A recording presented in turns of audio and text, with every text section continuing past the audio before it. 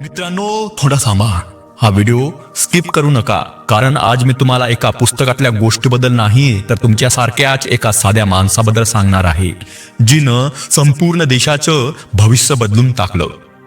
त्या होत्या क्रांतिज्योती सावित्रीबाई फुले.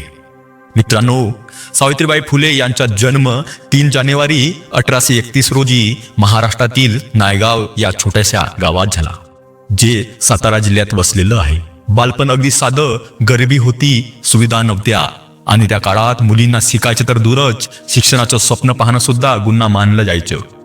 पण नियतीनं त्यांना वेगळं आयुष्य दिलं. आज शाळेत आपण जातो, कॉलेजमध्ये जातो, पुस्तकं हातात घेतो, पण एकेकाळी असा काळ होता ज्या काळात मुलीने शाळेचं नाव घेतलं तरी पाप समजलं जायचं. आणि त्या काळात एक स्त्री रोज सकाळी उठायची, पुस्तकं हातात घ्यायची आणि शाळेकडे चालत जायची.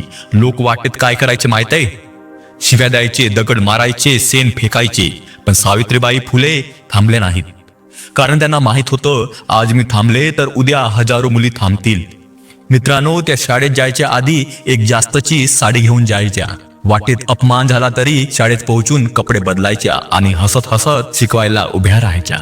इथून एक शिकवण घ्या, तुम्ही कुठून आलात याला महत्व नाही, तुम्ही कुठे जाणार आहात याला महत्व आहे. सावित्रीबाई भारतातील पहिल्या महिला शिक्षिका झाल्या, पण त्यांचं स्वप्न इथेच थांबलं नाही. विधवा महिलांसाठी त्यांनी आश्रय दिला, गरीब अनाथ मुलांना मायेची छाया दिली. स्त्रियांनी शिकावं, बोलावं, पुढे जावं यासाठी त्यांनी स्वतःचं आयुष्य पणाला लावलं. मित्रांनो, त्या म्हणायच्या, शिका, कारण शिक्षण माणसाला समोर नेतं, मोकळं करतं, त्याची प्रगती करतं. आज तुमच्याकडे मोबाईल आहे, इंटरनेट आहे, शाळा आहेत, शिक्षक आहेत, पण प्रश्न असा आहे, तुमच्यात ती जिद्द आहे का? लक्षात ठेवा, सावित्रीबाईंकडे सुविधा नव्हत्या, पण स्वप्न होतं. आज तुमच्याकडे सगळं आहे, फक्त स्वप्न जागं ठेवायचं आहे. 1897 साली प्लेगची भयानक साथ आली. लोक आजारी पडले, कोणी मदतीला पुढं येईना.